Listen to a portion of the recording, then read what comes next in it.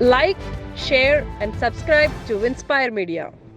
Welcome to inspire media. నా పేరు కుమారి.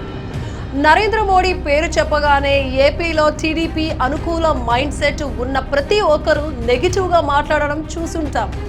ఏపీలో అన్యాయం చేశారని, ప్రత్యేక హోదా ఇవ్వలేదు అని సగటు ఆంధ్రుడు ఆరోపించడం కూడా తెలుసు.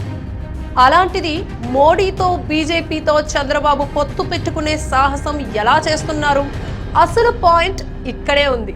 రాజకీయాల్లో నిఖార్సైన అనాలిసిస్ కోసం ఇన్స్పైర్ మీడియాను సబ్స్క్రైబ్ చేయండి. కేంద్రం సాయం లేకపోతే జగన్ను ఎదుర్కోవడం కష్టం అనే అభిప్రాయంతోనే చంద్రబాబు బీజేపీతో పొత్తు పెట్టుకున్నారు అనేది నిజం. అయితే బీజేపీ విషయంలో ఏపీలో ఇప్పుడు అంత వ్యతిరేకత ఏమీ లేదు అనే నమ్మకంతోనే చంద్రబాబు పొత్తు నిర్ణయం తీసుకున్నారనే సంగతి మీకు తెలుసా?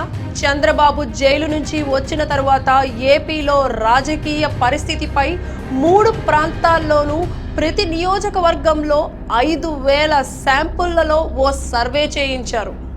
వైసీపీ బలమెంత, టీడీపీకి అనుకూలంగా ఉన్నది ఎంతమంది, బీజేపీ గురించి, మోడీ గురించి ఏమనుకుంటున్నారు అనేది తేల్చుకోవడం ఆ సర్వే ఉద్దేశం.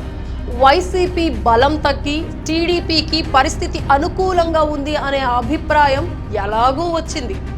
దాంతోపాటు మోడీ విషయంలో జనం నెగిటివ్గా మాట్లాడటం లేదని, జై శ్రీరామ్ రాతలు, జెండాలు కనీసం 60% ప్రాంతాల్లో ఉన్నాయని సర్వేలు తేల్చింది. అంటే అయోధ్య మందిర నిర్మాణం తర్వాత మోడీ విషయంలో ఏపీ ఆలోచించే తీరు మారింది. అప్పటి వరకు ఏపీని పట్టించుకోలేదు అనో, లేదంటే జగన్కి లెక్కకు మించి అప్పులు ఇచ్చారనో మాట్లాడిన వాళ్ళు కూడా మోడీ రామ మందిరం కట్టారు అనే సానుకూల అభిప్రాయానికి రావడం కనిపించింది. ఏపీ రాజకీయాల్లో ఈ పరిస్థితే నిజంగా గేమ్ చేంజర్. అందుకే చంద్రబాబు కూడా బీజేపీతో పొత్తు కోసం సిద్ధపడినట్టు బీజేపీ వర్గాలు చెబుతున్నాయి. ప్రస్తుతం ఉన్న పరిస్థితుల్లో కేంద్రంలో మళ్ళీ బీజేపీ రావడం ఖాయంగా కనిపిస్తోంది. ఏపీలో ఎలాగో ఢిల్లీ సాయం లేకుండా బతికే పరిస్థితి లేదు. అందుకే రాజీ పడి రాజకీయ పంథా మార్చుకుని మోడీతో కలిసేందుకు Chandrababu సిద్ధపడ్డారు.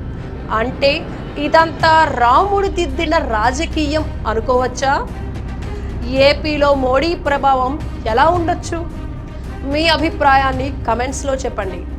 Thanks for watching inspire media. Like, share and subscribe to Inspire Media.